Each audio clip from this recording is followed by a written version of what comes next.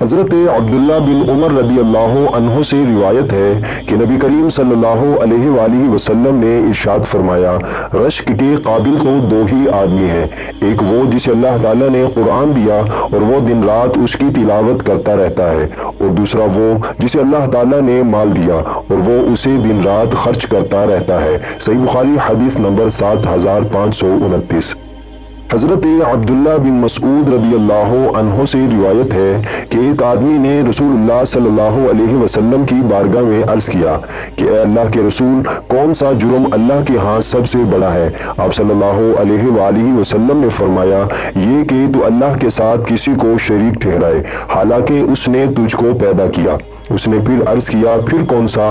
آپ صلی اللہ علیہ وآلہ وسلم نے فرمایا، یہ کہ تو اپنے بچوں کو اس ڈر سے مار ڈالے کہ وہ تیرے ساتھ کھانا کھائیں گے۔ اس نے کہا، پھر کون سا؟ آپ صلی اللہ علیہ وآلہ وسلم نے فرمایا، یہ کہ تو اپنے ہمسائے کی بیوی سے زنا کرے۔ صحیح بخاری حدیث نمبر 7532۔